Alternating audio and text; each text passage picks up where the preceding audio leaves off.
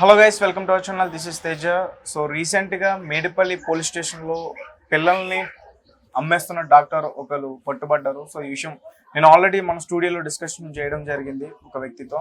And రీసెంట్గా తెలిసిన వార్త ఏంటంటే కేవలం ఒక పసిబిడ్డ కాదు, ఇంచుమించు దగ్గరగా ఒక 15 మందిని కూడా ఒక నెల రోజుల్లో అమ్మేసిందంటూ కూడా వార్తలు బాగా సెన్సేషనల్ అయినాయి. సో ఆ రోజు నేను మాట్లాడా, ఒక టీం మొత్తం కూడా ఒక ఆపరేషన్ చేసి ఆ డాక్టర్ని పట్టుకున్నారని చెప్పేసి. ప్రస్తుతం ఆ టీం మెంబర్స్ అందరూ కూడా మనతో పాటు ఉన్నారు. అసలు ఎలా చేశారు, మీకు ఆ ఇన్ఫర్మేషన్ ఎలా వచ్చింది, ఇవన్నీ విషయాలు కూడా మనం తెలుసుకునే ప్రయత్నం చేద్దాం. సో ప్రస్తుతం మనతో పాటు మాట్లాడడానికి అనుష గారు ఉన్నారు. నమస్తే మేడం. నమస్తే అండి. సో ఫస్ట్ ఆఫ్ ఆల్ మీకు చాలా కృతజ్ఞతలు అండి. నిజంగా అండి. తెలుగు 2 రాష్ట్రాల్లో ఉన్న తల్లిదండ్రులు కూడా ఇప్పటి నుంచి వాళ్ళ పిల్లల్ని జాగ్రత్తగా చూసుకుంటారు, కేర్ తీసుకుంటారు. ఎందుకంటే ఒక 3 నెలలు గానీ, ఒక సంవత్సరం లోపు పసిబిడ్డలు. అదే మీకు ఎలా తెలిసింది అసలు ఈ డాక్టర్ ఎలా నిర్వహిస్తారు? అంటే లాక్డౌన్ టైంలో నేను శానిటైజ్ చేసిన. బిఫోర్ దట్ నేను ఇంటర్నేషనల్ ఎన్జిఓ ఉంది, వాటర్ ఎయిడ్ అని చెప్పేసి, అందులో నేను వచ్చేసి ఈ ముషిరాబాద్ కాన్స్టిట్యుయెన్సీకి కన్వీనర్, కో కన్వీనర్. ఇక అట్లా నేను ఈ లాక్డౌన్ టైంలో అన్ని hospitals, old age homes, orphan homes ఇవన్నిటికి కూడా శానిటైజ్ చేసిన. ప్లస్ ఫుడ్ డొనేట్ చేయడమే కానీ, గ్రాసరీ డిస్ట్రిబ్యూట్ చేయడమే కానీ, విడోస్ కి, సింగిల్ ఉమెన్ కి ఇలాంటివి చేస్తూ ఉన్నాను. At the time social work చేసే దాంట్లో ఎన్నో కాంటాక్ట్ నెంబర్స్ వచ్చినాయి నాకు. మేడం మేము ఇక్కడ ఇట్లా వర్క్ చేస్తాం, మాది ఈ ఎన్జిఓ, మాది ఆ ఎన్జిఓ అంటూ చాలా మంది నెంబర్స్ ఇచ్చారు. ఇంకా నేను ఈ ఆర్ఫన్ హోమ్ పిల్లలతో బాగా స్టేటస్ పెట్టేదాన్ని, వాళ్ళకి హెల్ప్ చేయడం లాంటివి అన్ని. ఇక్కడే విద్యానగర్ లో ఉంటది.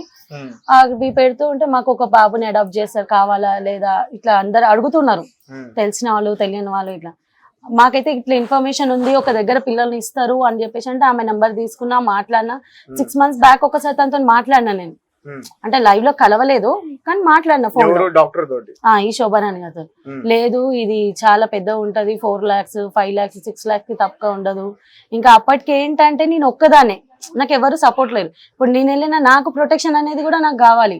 అందుకోసమనే నేను వెయిట్ చేస్తున్నాను. రీసెంట్ గా సాయి సార్ తోని, ఎవరైతే SR news media channel sir ఉన్నారో ఆ సార్ రంజిత్ సార్ తోని ఒక వర్క్ మీద కలవడం జరిగింది.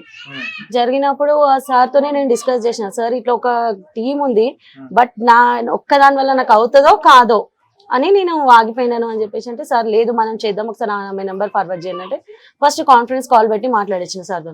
తను ప్రతిదీ కూడా క్లియర్ గా చెప్పింది. ఆ వాయిస్ కూడా మన దగ్గర ఉంది, రికార్డ్ చేసి. తర్వాత ఇంకా సాయి సార్ డైరెక్ట్ మాట్లాడడము, అవి మేము వస్తాం, మీ క్లినిక్ ని చూస్తాం అన్ని చెప్పడంతోనే ఫస్ట్ డే మేము క్లినిక్ వెళ్ళాం. రండి, ఈ రోజు బేబీ ఉన్నారు, మీరు మనీ తీసుకొని రండి అన్నారు. మీరు అడ్వాన్స్ ఇవ్వలేదు కదా, బేబీ వెళ్ళిపోయింది. ఇంకా నెక్స్ట్ ఒక 2 days అయినాక మనం విజయవాడ వెళ్దామని చెప్పింది తను.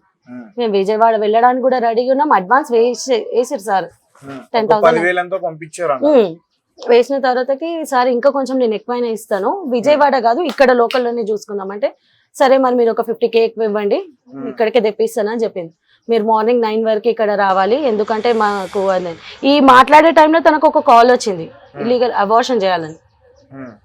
చేస్తానండి, మీరు చెప్పండి, నాకు రేపు కన్ఫర్మ్ అనుకుంటే నేను ఈ అబార్షన్ పెట్టుకోను, లేదనుకుంటే నేను ఈ అబార్షన్ పెట్టుకుంటాను. అది కూడా తను మాట్లాడింది మాకు, మా దగ్గర ఉంది. వాయిస్ రికార్డ్ అయింది, వీడియో కూడా రికార్డ్ అయింది. అట్లా చెప్పిన తర్వాత నెక్స్ట్ మేము అడిగినాం, ఇంకా మీరు మేల్ డిటర్మినేషన్ ఫీమేల్ డిటర్మినేషన్ చేస్తుంటే చేస్తాను 20,000 తీసుకొని అని చెప్పేసి అని అన్నది. తర్వాత నేను క్లినిక్ మొత్తం వెళ్ళి చూసామన్నమాట. మేము లోపల అంతా కూడా అది ఫస్ట్ ఎయిడ్ సెంటర్ లాగా కాకుండా ఒక హాస్పిటల్ లాగా, ప్రతిదీ ఎక్విప్మెంట్ కూడా హాస్పిటల్ సర్జరీ ఎక్విప్మెంట్ అన్ని కూడా పరికరాలన్నీ కూడా ఒక ఆపరేషన్ థియేటర్ లో అట్లా ఉన్నాయి. బేబీ వెయిట్ చూడడం, వెయిటింగ్ మెషిన్ ఏంది ఏదైనా సరే ఇక చూసినాం. ఇంకా ఆ రోజు ఇంటికి వెళ్తున్న టైంలో సార్ ఇంకా మేము డిస్కస్ చేసుకున్నాం ఎట్లా వెళ్ళాలి అని. ఇప్పుడు ఫస్ట్ మనం వెళ్దాం, తర్వాత అక్కడ ఏమైనా ఇష్యూస్ ఏమైనా వస్తే మన వాళ్ళని మనం నెక్స్ట్ మనం ప్రొటెక్ట్ చేసుకోవడానికి లైవ్ లో ఇక్కడ వీడియో స్టూడియోలో రికార్డ్ అవుతుంటది. బట్ ఇంకా కూడా మనకి ప్రొటెక్షన్ కావాలంటే మెయిన్ సపోర్ట్ ఉండాలని చెప్పేసి మీ వీళ్ళందరికీ కూడా వైష్ణవి, ప్రత్యూష, రవి, సియాన్ వీళ్ళని కూడా నెక్స్ట్ వేరే కార్ లో ఉంచినాం. మేము ఫోన్ చేసి ఏమైనా మాకు థ్రెట్ ఉంది అన్నప్పుడు మీరు రండి అన్నాం. వాళ్ళకి అప్పటికే అర్థమైపోయి పారిపోండి పారిపోండి అంటున్నారు. ఇంకా వీళ్ళు వచ్చి వాళ్ళని పట్టుకోవడం ఇదంతా. ఒక వ్యక్తి చూసాను, ఆ వ్యక్తి ఎక్కడి నుంచి అంటే ఇప్పుడు సలీం, షేక్ సలీం. ఈ బిల్డింగ్ ఏంటంటే 2 doors ఉన్నాయి. ఇటు ఫస్ట్ ఎయిడ్ సెంటర్ ముందు షెడ్ ఉంది, ఇక్కడ బ్యాక్ డోర్ ఉంది. బ్యాక్ డోర్ నుంచి పారిపోవడం చూసి, ప్లస్ బ్యాక్ డోర్ నుంచి ఎవరు రాకుండా ఈమెను బ్లాక్ చేసేసి డోర్ లోపల పెట్టేసి ఆమెని ఓకే ఆమెను పైన పాపను ఎత్తుకుంది తను. మేము మనీ కోసం కిందికి వచ్చినాం పాప తీసుకురాగానే, పైన ఆమెను బ్లాక్ చేసేసారు. ఫస్ట్ ఫ్లోర్ లో ఓనర్ ఉండి అన్ని మేము వాళ్ళని పట్టుకుందామని ఇన్ బిట్వీన్ దిస్ ఈమెన్ ఏం చేసి సెకండ్ ఫ్లోర్ లో ఉన్నామని ఫస్ట్ ఫ్లోర్ కి గుంజుకొని వచ్చి ఆమెను కూడా లోపటేసి బోల్డ్ పెట్టేసారు.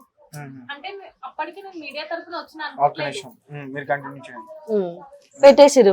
తర్వాతకి ఇక మొత్తం విజువల్స్ అన్ని కూడా ప్రతిదీ కెమెరాలో మేము పెట్టినాం కదండి యూట్యూబ్ ఛానల్.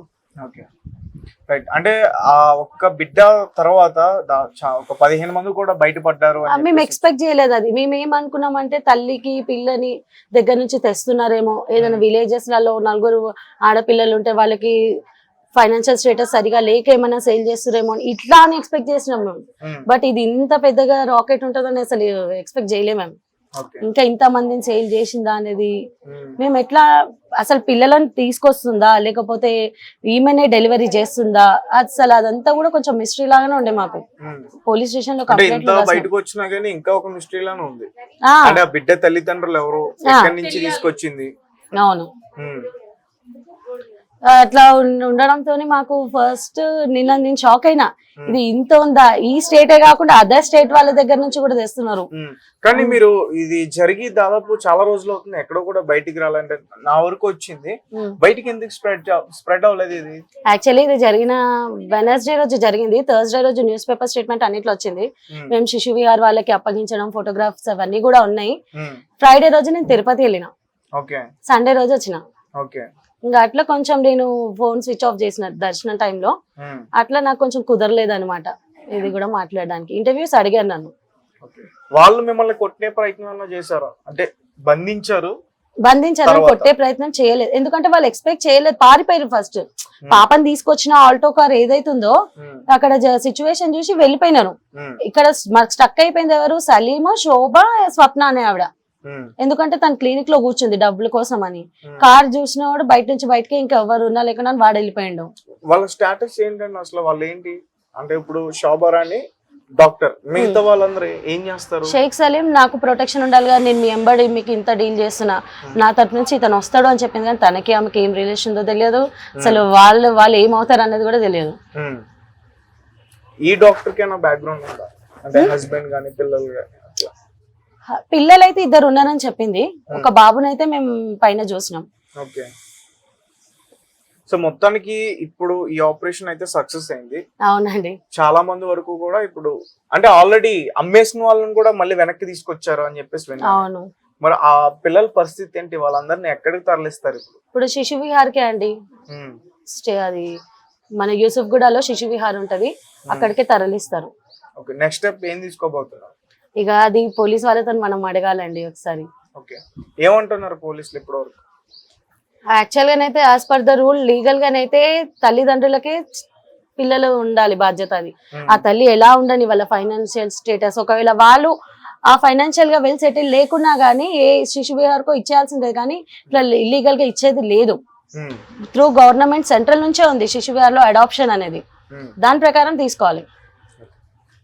అంటే ఫస్ట్ నుంచి కూడా మీరు డీల్ చేస్తాను అని చెప్పేసి అన్నారు, అంటే ఆమె బిడ్డని కొనుగోలు చేయడానికి. అంటే ఎంత చెప్పింది మీకు?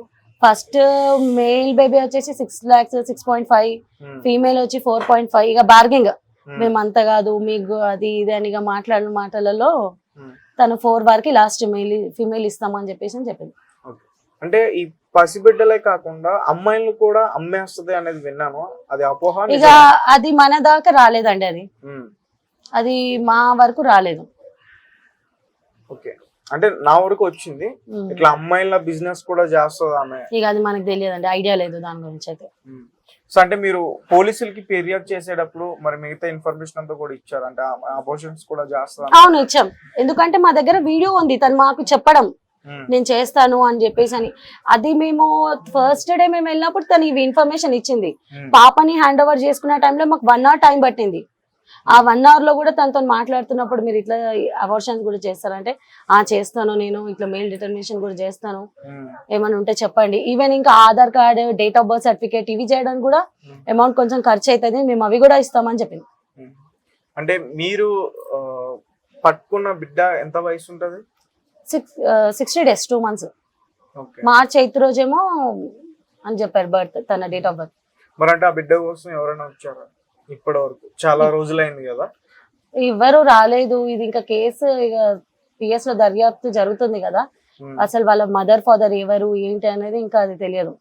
కాకపోతే అడాప్షన్ ఇచ్చిన వాళ్ళు ఎవరైతే ఉన్నారో వాళ్ళ డాటా తీసుకున్నారు, కానీ అసలైన తల్లిదండ్రులు ఎవరు అనేది, లేదా మిస్సింగ్ కేసు అయిందా, ఈ స్టేట్ లోనైందా వేరే స్టేట్ లో అయిందా, అవన్నీ కూడా కనుక్కొని పిల్లలు అప్పగిస్తారు ఉండొచ్చు. అంటే మొత్తం కూడా ఒకసారి సెర్చ్ చేస్తున్నారు వాళ్ళు ఎవరి బిడ్డలు. ఆ. అలాగే మరి ఎవరైతే కొనుగోలు చేశారో ఆ బిడ్డలను వాళ్ళందరూ